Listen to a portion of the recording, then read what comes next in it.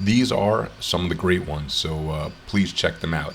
Today I'm here to explode a myth or misinformation about what you need to do when you're hollowing a model and where you need to place your drain holes. So the conventional wisdom, and what I see even on my last video I made about hollowing, is people saying, well, you have to put a drain hole at the bottom and the top in order to allow air out and resin in. And I totally disagree with this. I think 2 holes on the bottom is plenty. So look at these 2 really big, really solid pieces, okay? I've already hit the hollow button, so you won't need to watch me hollow them out, but I will show you that they're hollow, and you see that they're huge. According to people, if you don't put the drain hole at the bottom of the top, the suction forces created by 2 pieces like this printing at the same time would be too much. But again, this is just wrong, and I'm going to show you why. So first, let's take a look at what it looks like when it's hollowed out. Let's deconstruct it. You can see that it's nice and hollow. Okay. I did all the other work checking for unsupported islands and stuff. It's all fine. So what I'm going to do here is I'm just going to go to the bottom. I'm going to add my holes, and I'm going to add a couple of big holes just so I make sure I have plenty of space for resin to come out and air to go in when I go to clean the model later. So I'll put 3 holes here, and then I'll add 3 to this one.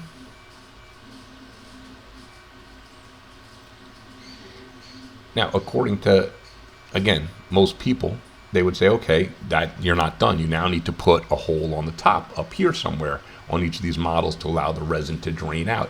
And again, this is incorrect, because if you think about the suction forces that are being created, because this is building, upside down, and you know what, let me flip this over for you. Since it's building upside down, let's look at how it actually builds and think about the suction.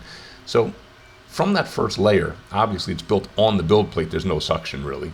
It's flat to the build plate. And those holes also won't matter at this point because the build plate is filling in those holes. So it's effectively a solid surface right there that we're looking at. The hole's literally meaningless right now. And then from there, as you go to build, only the perimeter lines, of course, are building. So as the plate dips into the resin, only the outline is actually being built. So as it's pulling up, the suction forces created, it's not like it's one big flat horizontal surface being printed. It's just that perimeter outline until you get all the way to the top of the model, or looking at upside down, the bottom of the model. That's where it fills in, and that's where some resin can still be trapped in the model.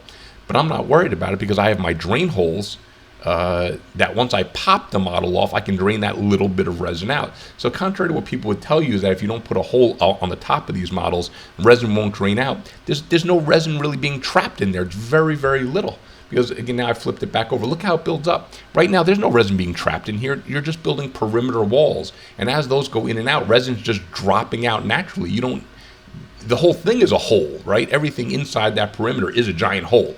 So you don't need to put holes at the top of this model, because right now it wouldn't affect anything going on right now anyway, right? That hole wouldn't be quote unquote printed, or let's say not printed, until the last few layers of the model anyway. So it's not like you're trapping tons of resin and you need that hole to get it out at the end. Right now, no resin's being trapped. Only those perimeters are being dipped into the vat and pulled out. So there's the resin, as that plate pulls up, resin's already dripping out of there. That hollow part is not filling with resin. It's basically emptying of resin as it prints. Now, when you get to this part here, yes, some resin won't have dripped out, is going to get trapped in, but it's not very much. So after I pop these off, after it's printed, I pop them off, I just flush. This is water washable resin I'm using today, which is, I love it. It's amazing stuff, but that's another story. Anyway, so I just submerge this in warm water, let it fill up with water inside, take it out, cover those holes with my gloved finger, shake it, and then pour that little bit of resin out, and the model's done. So the idea that you need drain holes at the top of this, it's just wrong. It's absolutely wrong. And I prove it by printing these. And now let's look at the prints. So this is the bigger piece, and you can see it printed perfectly, front, back. Let's look at the underneath where I cut the holes, and you'll see how it was. So I just flushed water in there and out of there, which was fine. Here is the smaller piece. Again, this also printed out perfectly, both on the plate at the same time, of course, as I showed you in the slicer. Front, back, and then we look at underneath where the holes were punched and came out perfect. And now let's look at it with a 36 millimeter tall figure to give you some perspective.